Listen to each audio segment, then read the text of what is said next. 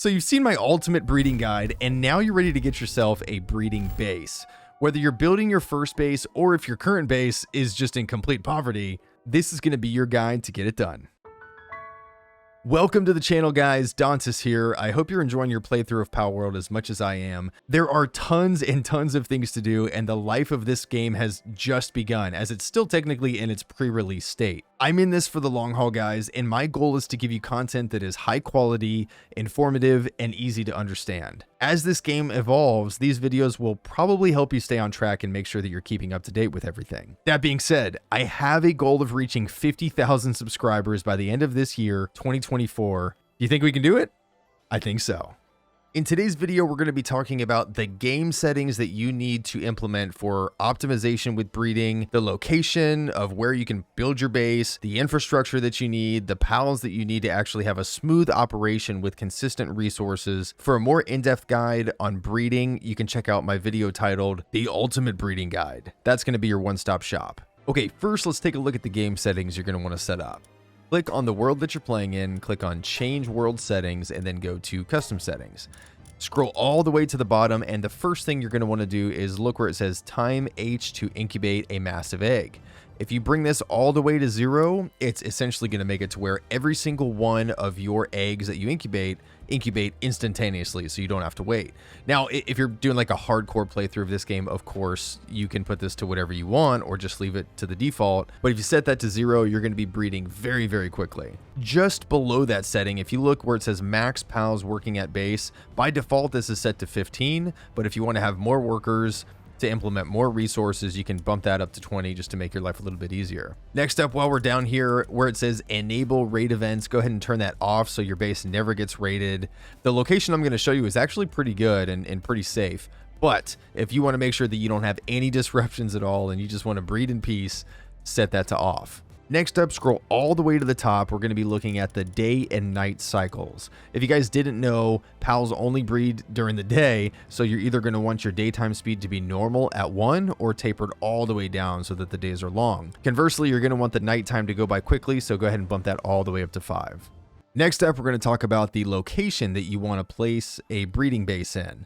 So if you look around the map, you're actually going to see a bunch of little areas where, and I think the developers actually had this in mind, where it's just a wide open area with nothing there. These are all pretty much flat lands, and you can take your pick depending on the scenery that you want. For my application, I went all the way up here by the Azarobe Hill just because I like the bamboo around it. For reference, the plateau beginnings is right here. And again, I'm all the way up here, just southeast of the Azarobe Hill. Here we are almost at the location, and I already love this. Look at the bamboo tree biome, just such a beautiful area to build.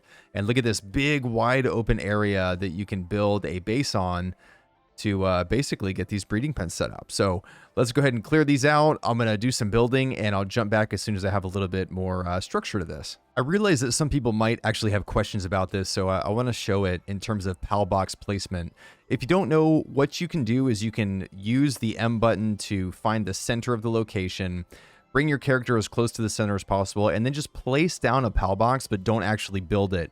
Then get up on a flying mount and look around and see, okay, is that circle exactly where I want it to be? Am I happy with it? Is there anything obstructing it?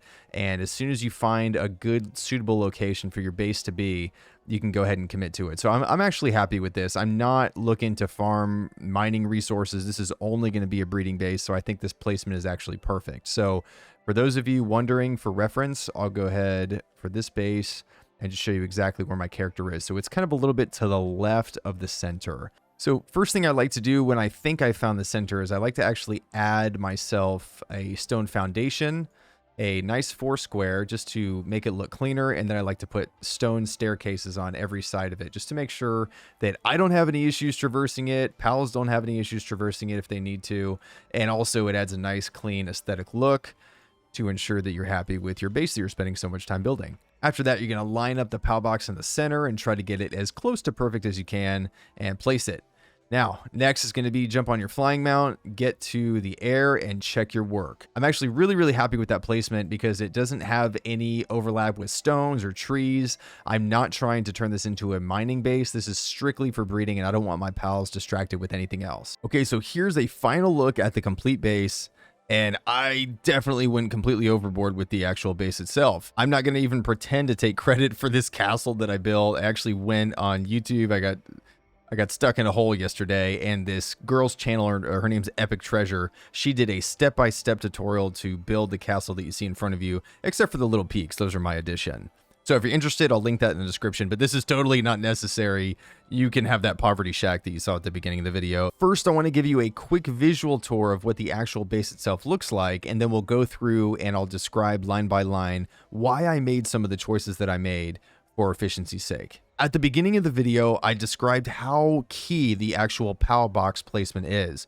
You want to make sure that your circle encompasses a completely flat area, that it doesn't have any overlap with any resources, as mine does with this ore down here. Definitely made a mistake, but that's okay. I can just mine that down and build something on top of it so it doesn't come back. But outside of that, you just want to make sure that the whole area is completely flat with no obstructions that your pals can trip on. As you can see here, I've got 3 different breeding pens, which is going to make it to where you're not bottlenecked, where you can only do 1 breeding line at once. This is going to give you the ability to do, obviously, 3 breeding lines at once. And the way I have it oriented is everything is facing the PAL box, so it's easy to monitor what's going on. Moving around to the back of these breeding pens, you want to make sure you have a little bit of distance here behind, because something I've noticed is that the AI pathing in this game is not phenomenal. And if I put something like a Yormantide or Yormantide Ignis in here, really any big pal, if at any point their tail or a part of their body comes outside of the base, they tend to just sit here and not actually breed. So you can prevent this from just moving these pens in just a little bit of a smidge on the inside of that circle to make sure that there's enough area to where that doesn't happen. I did the same thing with the ranches that are in between all the pens. Something you can do to actually help with the placement is build outside of where the base is. If you didn't know, anytime you're inside the base, you get to use all the resources that are within your chests. Anytime you step out of the base, you only are able to build with what's actually in your inventory. So as long as you fill your inventory up to where you're not over encumbered, you can look where the blue line is and build on the inside, giving yourself a little bit of space. Looking at a little bit more of a granular level, I set egg incubators in front of each of these pens. You can do more if you want. I think one's really all you need if you have your settings set to instant. I've got 2 beds outside of each pen for the pals that are actually breeding. And then again, I built a little box here just outside the ranches so the transporters can go in and just transport right there, and they don't need to go very far, like all the way across the map or to the center to actually bank anything. Over here, as you can see, I've got 2 hot springs set up on a beautiful wood plank mat. I would highly recommend setting these up instead of the basic versions, just to make sure your pals don't get, well, let's just say overworked at your breeding farm. The feed basket placement is absolutely key. It looks pretty trash just being there right in the middle, but the reason for this is because all of your pals in the entire base are going to have to come here at some point. And you want this to be unobstructed. You don't want to like hide this inside the base or even up on this platform, because sometimes pals can get stuck on any kind of geometry. So I put this down here in the middle, so anything that comes from the ranches has a straight path over here to grab this. Same thing with anything that's over here watering. Those pals tend to be a little bit smaller, and they don't have any problem getting over here to the feed basket.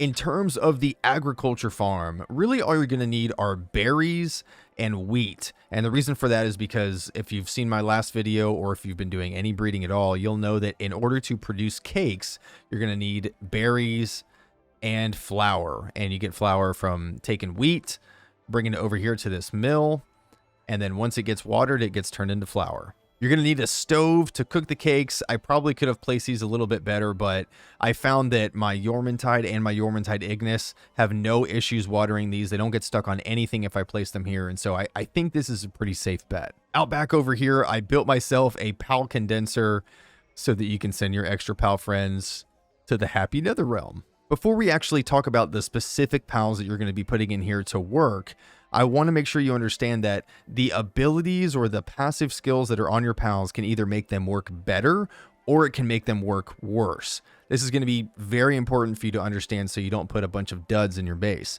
I'm going to go ahead and put a picture up on the screen so that you can take a screenshot. That way you'll know if your pals are actually hindering you or if they're helping you. For the ranches, I would recommend these 6 pals. You're going to need 2 Mazarinas for milk. You're going to need 2 chickpeas to lay eggs, and you're going to need 2 bee guards for honey. If you want to be crazy optimal, this is not necessary, but you can do it depending on how fast you want to breed in the future. You can breed passive skills like Artisan, Serious, Work Slave, and Lucky on every one of these pals and infuse them to the max level to actually increase their work efficiencies. If you do that, number one, it'll take forever, but number two, they will probably work up to 3 times faster. It's pretty crazy. Not required unless you're a mad scientist. Quick side note, Bee Guard can single-handedly destroy your entire base if you have one that has the skilled Be Quiet. Every Bee Guard that you grab, make sure you go in here and remove the skills that you don't want. And specifically, you want to remove Be Quiet. Please make sure you remove that if your Bee Guard knows it, because remember, if you've seen these things in the wild, they basically become self-destructing heat-seeking missiles the second you get in their vicinity. And all it takes is for one intruder to invade your base near your PAL box, and for Bee Guard to respond for basically the whole thing just to go up in flames. Don't do that. Remove Be Quiet. When it comes to the agriculture farm, you really can take a number of different routes. I would recommend Lylene as probably the best, but you could also use Petalia because they have basically the same 2 stats that you're looking for. So if you just look at these side by side, 3 planting and 2 gathering, 3 planting and 2 gathering. So you really could go either way. I've also seen people use Verdash. You can experiment with those, but I think if you just put 2 Petalias or 2 Lylenes in, you're going to be more than fine. For transport, you can also pick your poison here, but I've actually found that the best transporters are these Hell Zephyrs. Why do I say that? Well, they only have level 3 transporting, so that's all they're going to be doing within your base with no distractions. They fly, so they don't get caught on any kind of geometry, and they're also nocturnal, so they work at nighttime. If you've ever had any kind of base with a ton of different resources on the ground and stuff just isn't being collected as quickly as it should be, grab yourself a couple Hell Zephyrs and you will have very clean floors. Yormantide is going to be king here for its watering ability to make sure that everything over here on the agriculture farm is completely watered at all times. And you could put another one in here if you find that he gets a little bit backlogged, but you're also going to need watering to turn the wheat that you get from the farm into flour by watering it here at the mill. And everyone's favorite Yormantide Ignis. This guy is an absolute boss with its level 4 kindling ability. It really makes cooking the cakes go by quick, and these are not easy to cook. So you're going to put your ingredients in there and get yourself a Yormantide Ignis. I'm actually going to use my Blazamut here because Blazamut, if you don't know, or if you don't know in general, whenever you take a PAL and infuse it up to the maximum level 4 up here, it actually increases its work efficiencies. So mine went from level 4 mining to level 5 and from level 3 kindling to level 4 kindling. So it's the same thing as a Yormantide Ignis with perfect abilities here. Video on that to come very soon. It's going to be critical that you get something in here with at least level 4 to make sure you don't get bottlenecked here on the cakes. Quick thing I forgot to mention is inside the base I actually placed a bunch of these luxury beds. Looks a little bit creepy, and most pals can't actually fit in here, so I don't know if this is the best way to do this. If you notice that your pals aren't able to get inside and go to sleep, you can go over here to the side and just place more along the back. One other thing I forgot to mention is that if you have electrical components like the stove over here, you're going to need electricity, and I would actually suggest going with just something like a Jolt Hog. It's very tiny, so it doesn't get caught on most things, and it only has level 1 electricity, but that's really all you need to stay at 100%, and it doesn't have anything else like, let's say you could be tempted to use something like an Orzhirk. Mine's maxed out, so he's got +1 on all his efficiencies, but something like an Orzhirk has level 4 electricity, yes, but it could also get distracted because it has transporting and other efficiencies as well. So I've actually noticed that I've put an Orzhirk in my base and I feel like it would just lollygag more often than not. So just a Jolt Hog is perfectly fine. It's tiny and it'll get the job done. Last thing with this feed bucket here, if you guys don't know already, these baked berries are going to be the best because they actually give +1 sanity. And so that's going to help keep the overall sanity of your entire group up. And what you can do is you can put it in the leftmost spot. This is where every pal in the game is going to be eating from. And if you put something that doesn't expire, like a cotton candy in here from a Wally Pop, that's where I got it from. You can just take these, stack 5 of them, put your baked berries in the left, and that way your pals will only eat berries when they get hungry, and they will gradually recover their sanity. Okay, guys, now that all of the infrastructure is in place and everything is where it needs to be, let's go ahead and place some pals in the box. Don't mind me with my organization, but I'm going to go ahead and place this in here just to keep it clean. Now, with all these pals set in place, we actually have 6 extra spots for additional pals, and those are going to be what you're going to use for the breeding. So 1, 2, 3, 4, 5, 6, 2 for each pen. Yormantide, Ignis is over here cooking. We've got Yormantide over there watering, and we have Yormantide over here also watering the flower, and they've got plenty of space to move and to operate, even with this massive, ridiculous castle that is totally not necessary at all, but I did it for science. When everything is as it should be, you can get up here, and I actually put a little monitoring stand up here, which is super creepy, but it is definitely cool, and it provides a beautiful view. All right, guys, that's going to be it for the video on the perfect breeding base. Is there anything you guys would change here? Have you guys found success setting things up in any other way? I'm curious to know in the comments. Let me know if you have any kind of crazy hack or crazy other location that I'm not aware of, and we can kick it around in the comments. Thank you guys again so much for watching. I'll see you out on the next video.